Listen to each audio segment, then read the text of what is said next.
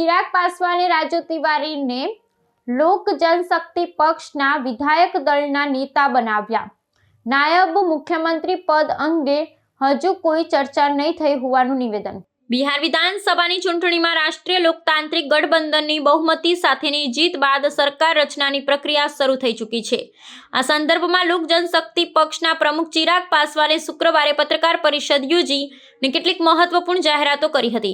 તેમણે પોતાના પક્ષના નવનિર્વાચિત ધારાસભ્ય રાજુ તિવારીને વિધાયક દળના નેતા તરીકે નામિત કર્યા છે, જેઓ હવે ગઠબંધન પક્ષો સાથે સરકારની રચના અંગેની વાટાઘાટોનું નેતૃત્વ કરશે।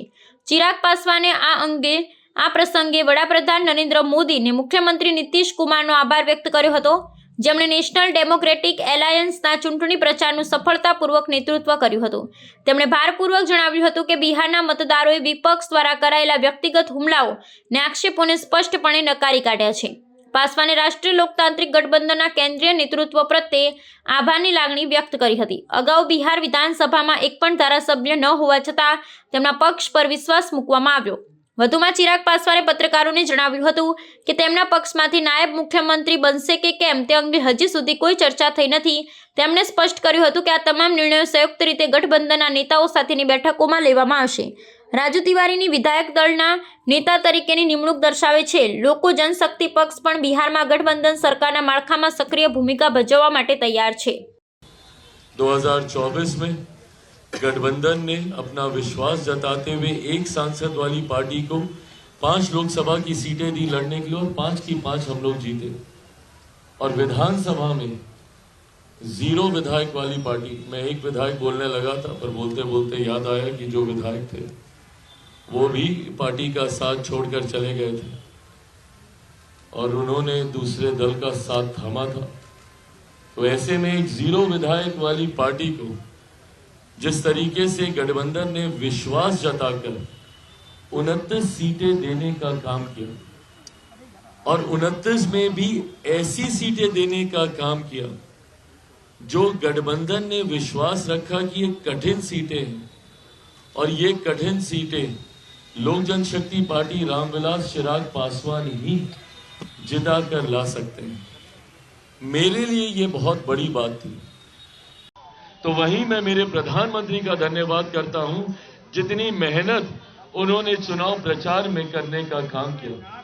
हर दूसरे दिन बिहार आकर जिस तरीके से उन्होंने बिहारियों में ये विश्वास दिलाने का काम किया, चुनाव से पहले भी जिस तरीके से निरंतरता में बिहार आकर लाखों करोड़ों की परियोजनाओं को बिहारियों के लिए समर्पित करने का काम किया, न सिर्फ शुभारंभ किया बल्कि उद्घाटन कर बिहारियों को उन योजनाओं को समर्पित करने का काम किया। इन चीजों ने विश्वास बढ़ाया बिहारियों के मन में। और जिस तरीके से मुख्यमंत्री नीतीश कुमार जी ने इस पूरे चुनाव कैंपेन को लीड करने का काम किया, कल मैंने फोन के माध्यम से तो उनको बधाई दिया, आज व्यक्तिगत मुलाकात में भी मैंने मुख्यमंत्री जी को बधाई देने का काम किया। जिस तरीके से उनके ऊपर व्यक्तिगत आरोप लगाए गए, जिस तरीके से उनके स्वास्थ्य को लेकर बार बार विपक्ष के द्वारा टिप्पणी की गई, मुख्यमंत्री जी ने करके दिखाया कि आप जितना उनके ऊपर प्रहार कीजिएगा वो उतने ही मजबूत होकर बाहर निकलेंगे। न सिर्फ उन्होंने चुनाव कैंपेन को लीड किया बल्कि विपरीत परिस्थितियों में जब बिहार के दूसरे तथाकथित युवा नेता कमरे में बैठे हुए थे, क्योंकि मौसम खराब है, तो फोन पे भाषण दे रहे थे, उस वक्त मेरे मुख्यमंत्री गाड़ी से जाकर वो प्रचार कर रहे थे। जितनी सभाएं उन्होंने की, उन्होंने करके दिखाया कि भैया उनके अंदर आज भी वो क्षमता है और इन्हीं बातों पर विश्वास किया। जितने फॉल्स नैरेटिव विपक्ष ने गढ़ने का काम किया, मेरे प्रधानमंत्री के बारे में जो व्यक्तिगत टिप्पणी की, उनके बारे में जिस तरीके से उनकी मां को लेकर किसी भी मंच पर वोट के लिए ये नाचने लगेंगे, इन बातों को लेकर, कभी चौकीदार चोर है तो आज वोट चोरी की बात कहकर जितने व्यक्तिगत प्रहार उनके ऊपर हुए, उतना ज्यादा हमारा गठबंधन मजबूत हुआ।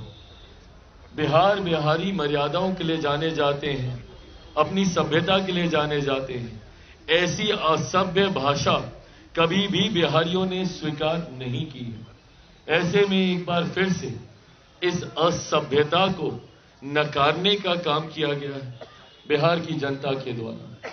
मैं बिहार की जनता का धन्यवाद करते हुए मेरे प्रधानमंत्री का धन्यवाद करता हूं। कल फोन पर भी उनसे बातचीत हुई।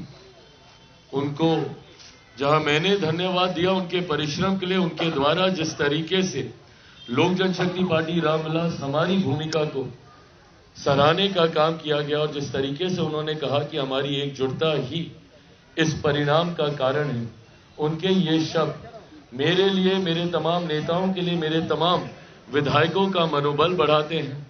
आज जिस तरीके से सुबह केंद्रीय गृह मंत्री अमित शाह जी का फोन आया और उनकी जो एक अहम सक्रिय भूमिका बिहार विधानसभा चुनाव के दौरान रही, उन्होंने जिस तरीके से लोक जनशक्ति पार्टी रामविलास की भूमिका को सराहने का काम किया, मैं, मेरी पार्टी उनका भी धन्यवाद करती है। जिस तरीके से भारतीय जनता पार्टी के राष्ट्रीय अध्यक्ष जेपी नड्डा साहब जी, उनकी सक्रिय भूमिका रही, विभिन्न राज्यों से आए हुए भारतीय जनता पार्टी के मुख्यमंत्री, उनकी भूमिका रही, और एनडीए के तमाम हमारे घटक दल, उपेंद्र कुशवाहा जी हों, आदरणीय जीतन राम मांझी जी हों, हम लोगों के बीच भी दरार दिखाने के बहुत प्रयास किए गए। पर जिस किया, मैं हमारे तमाम नव निर्वाचित विधायकों का मैं विशेष तौर पे मैं धन्यवाद करता हूं, जिन्होंने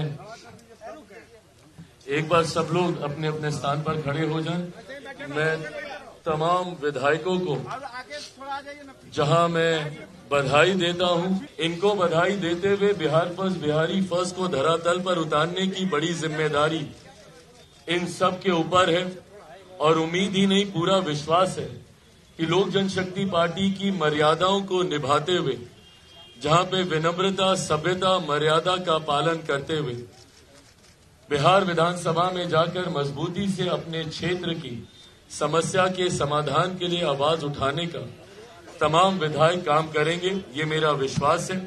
आने वाले दिनों में विधायक दल के नेता के तौर पर एक बार फिर से राजू तिवारी जी पर पार्टी ने भरोसा करने का काम किया।